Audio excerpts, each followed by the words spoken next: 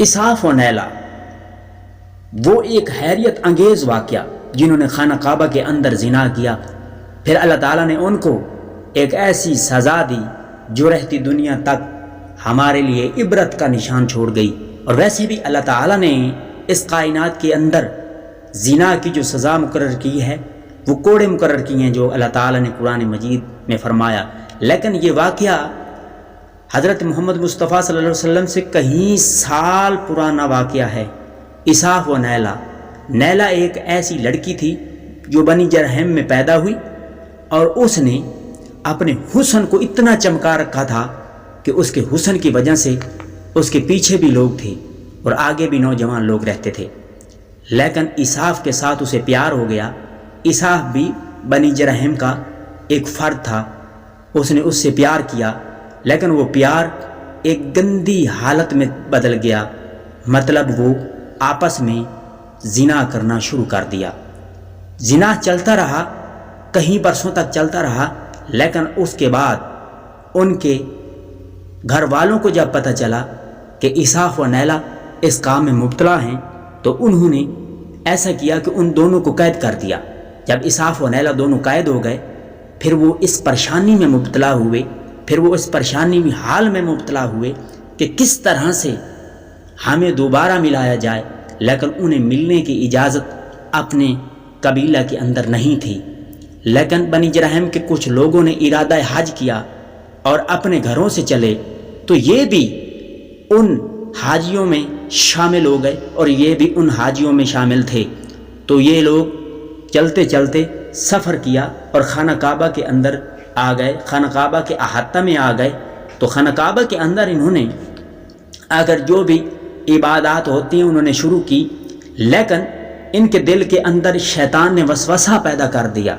इनके दिलों के अंदर, इसाफ व नैला के दिल के अंदर शैतान ने ऐसा वसवसा पैदा किया कि यहाँ लोग भी कम हैं। लेकिन उस दौर के अंदर उस साल कोई ऐसा निज़ाम अल्लाह ताला का हुआ कि उस साल जो थे हाजियों की तादाद जो थी वो कम थी।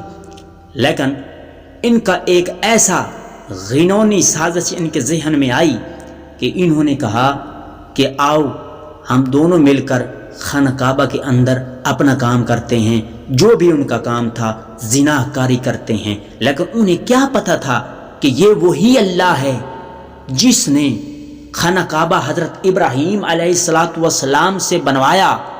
हज़रत इस्माइल मज़दूर थे और हज़रत इब्राहीम अलैहिस्सलातु वस्सलाम मिस्त्री का काम कर रहे थे। तो अल्लाह ताला ने वो खाना काबा अपना घर बनवाया। फिर ये रूहें पूरी कायनात के अंदर अभी तक पैदा ही नहीं हुई थी।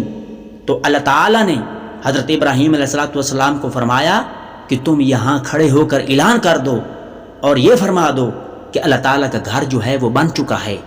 हज़रत इब्राहीम अलैहिस्सलातु वस्सलाम ने फरमाया, या अल्लाह, लोग कैसे सुनेंगे, मेरा ऐलान कैसे सुनेंगे?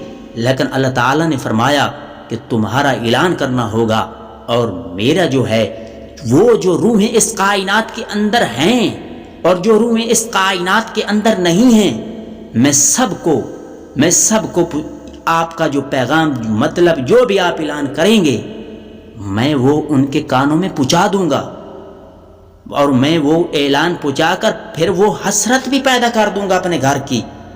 लेकिन बनी जरहम के ये बदबख्त दो अफराद जिन्होंने ये अपना घिनौना काम किया, फिर अल्लाह ताला ने उनको ऐसी सज़ा दी जो रहती दुनिया तक हमारे लिए इबरत का निशान बन गई। हमारे लिए इबरत है और हमें इनसे इबरत भी पकड़नी चाहिए कि इनके दिल में शैतान ने वसवसा पैदा किया और ये खाना काबा के अंदर दाखिल हो गए और खाना काबा के अंदर इन्होंने जो अपना काम था वो शुरू कर दिया। फिर अल्लाह ताला की कुदरत देखें कि अल्लाह ताला के घर के अंदर ऐसा काम, फिर अल्लाह ताला ने वही उनको पत्थर बना दिया, दोनों को बरहना हालत के अंदर नंगा ही पत्थर बना दिया और वो नंगे ही पत्थर बन गए। फिर बनी जरहम के कुछ लोगों ने जब खाना काबा के अंदर देखा तो वो पत्थर बन चुके थे।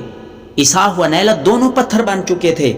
इसाफ व नैला वो जब पत्थर बन चुके थे, उन्हें ان کو انہوں نے اٹھایا اور باہر زمین کے اندر گاڑ دیا اور گاڑ کر چھتر مارنے شروع کر دیے۔ کچھ دنوں تک یہ چھتر چلتے رہے۔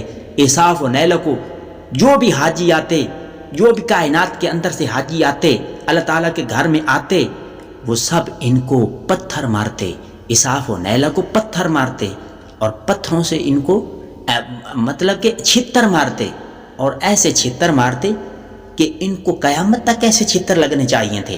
لیکن بعد میں یہی پھر جو چھتر تھا وہ تھپڑ میں تبدیل ہو گیا، لوگ اس کو تھپڑ مارنے لگے، اساف و نیلا دونوں کو تھپڑ مارنے لگے۔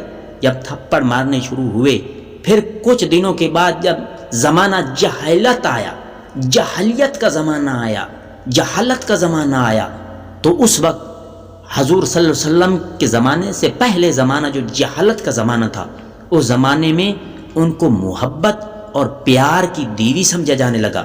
پھر یہی بت جو کبھی اللہ نے ان کو پتھر بنایا تھا خانہ کعبہ کے اندر، پھر بعد میں یہی دونوں پتھروں کی پوجا پاٹ شروع ہو گئی، پوجا پاٹ ہونے شروع ہو گئی۔ پھر پوجا پاٹ شروع کرنے کے بعد پھر ان کو صفا اور مروہ کے درمیان جہاں حضرت بی بی ہاجرہ نے چکر لگائے تھے، ان کو وہاں گاڑ دیا گیا، اور وہاں گاڑ کر ان کی پوجا پاٹ شروع کر دی گئی، اور پوجا پاٹ شروع ہونے لگی۔ اساف و نیلا دونوں کی پوجا پاٹ شروع ہو گئی، اور لوگ اس کو محبت کی دیوی سمجھتے تھے اور ان کی پوجا پاٹ کرتے تھے۔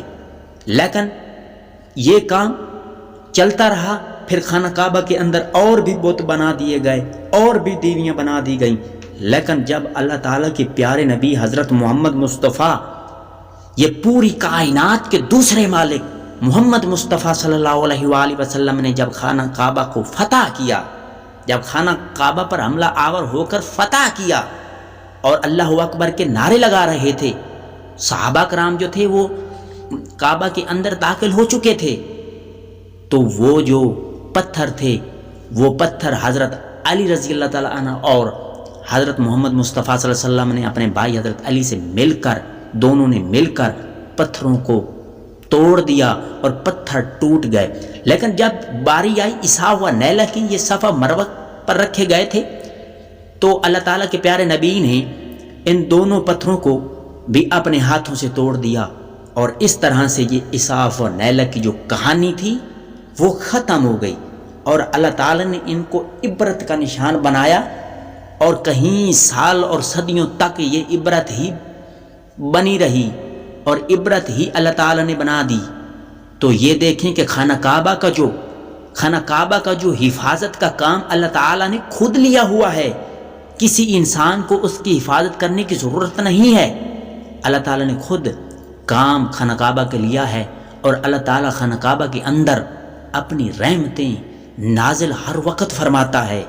یہ نہیں کہ گندا کام وہاں کیا جاتا ہے۔ اللہ تعالیٰ کا خانہ کعبہ وہ گھر ہے جو پوری کائنات کے گھروں سے بھی افضل گھر ہے، اور اس سے کوئی اور بڑا گھر نہیں ہے۔ اللہ تعالیٰ اپنے خانہ کعبہ کی حفاظت کرنا، اپنے گھر کی حفاظت کرنا خود جانتے ہیں۔ وہ ہاتھیوں کو بھی مروا سکتے ہیں، وہ ہاتھیوں کو مروا سکتے ہیں، اور کس سے مروا سکتے ہیں؟ چھوٹی چھوٹی چڑیوں سے مروا سکتے ہیں۔